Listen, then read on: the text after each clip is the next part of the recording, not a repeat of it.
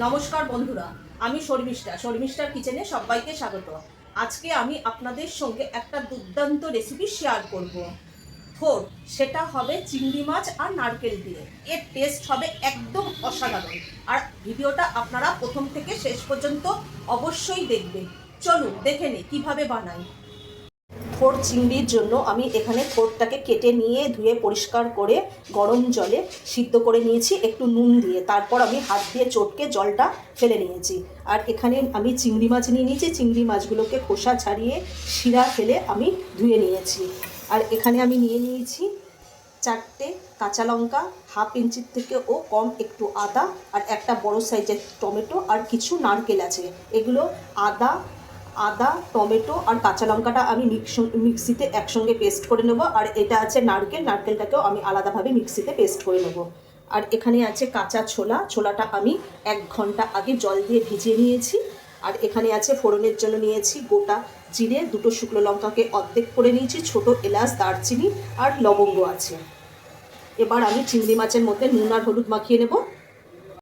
আমি স্বাদ মতো নুন দিয়ে দেবো চিংড়ি মাছের মধ্যে, আর অল্প একটু হলুদ গুঁড়ো দিয়ে দেবো। এবার আমি চামচ দিয়ে নুন আর হলুদটা মাখিয়ে নেব। আমি নুন আর হলুদটা ভালোভাবে মাখিয়ে নিলাম। আমার নুন আর হলুদ দেখুন মাখানো হয়ে গেছে। নুন আর হলুদ আমি মাখিয়ে নিয়েছি। গ্যাসটা ধরিয়ে দিয়ে আমি কড়াইটা বসিয়ে দিয়েছি। কড়াইয়ের মধ্যে আমি পরিমাণ মতো তেল দিয়ে দেবো।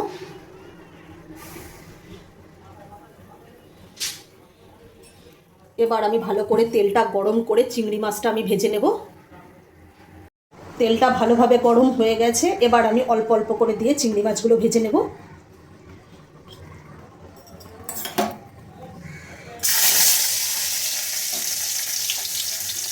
আমি সমস্ত চিংড়ি মাছ দিয়ে দিয়েছি। চিংড়ি মাছগুলোকে আমি লাল লাল করে ভেজে তুলে নেব।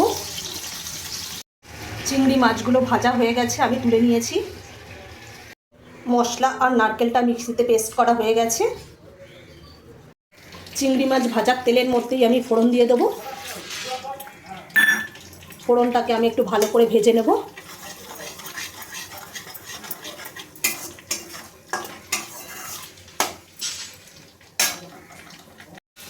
ফোড়নটা সুন্দর করে ভাজা হয়ে গেছে। এর মধ্যে আমি মিক্সিতে যে মশলাটা পেস্ট করে রেখে দিয়েছিলাম সেটা আমি দিয়ে দেবো। এর মধ্যে আমি কিছু উপকরণ দিয়ে দেবো।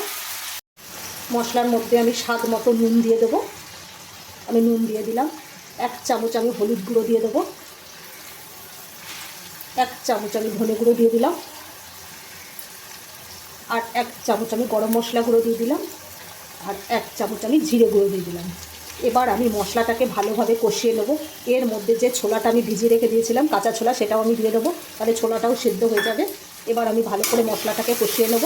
যতক্ষণ না মশলা থেকে আদার কাঁচা গন্ধটা চলে যাচ্ছে ততক্ষণ আমি মশলাটা ভালোভাবে কষিয়ে নেব। মশলাটা ভালোভাবে কষানো হয়ে গেছে। মশলা থেকে আদার কাঁচা গন্ধটাও চলে গেছে। এবার আমি থোড়টা দিয়ে দেবো। থোড়টা দিয়ে মশলার সঙ্গে ভালোভাবে কষিয়ে নেব।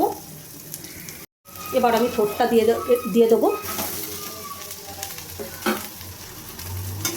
এবার থোড়টা মশলার সঙ্গে ভালোভাবে কষিয়ে নেব। মশলার সঙ্গে থোড়টাকে ভালো করে কষানো হয়ে গেছে। এবার আমি চিংড়ি মাছগুলো দিয়ে দেবো। ভেজে রেখে দিয়েছিলাম আগে থেকেই চিংড়ি মাছ, সেটা আমি দিয়ে দিলাম। আর এবার যে নারকেলটা মিক্সিতে পেস্ট করে রেখে দিয়েছিলাম সেটাও আমি দিয়ে দিলাম। দিয়ে একটু ভালোভাবে নাড়িয়ে চাড়িয়ে আমি অল্প একটু জল দিয়ে দেবো। এবার আবার মিক্সির জারটা ধুয়ে আমি একটু জল দিয়ে দেবো।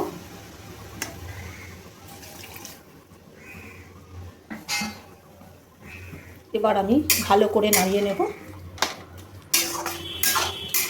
আর এটাকে ভালো করে টকবক করে ফুটিয়ে একদম আমি শুকনো করে নেব। আপনারা একটু চিনি ব্যবহার করতে পারেন, আমি এখানে চিনি দেব না।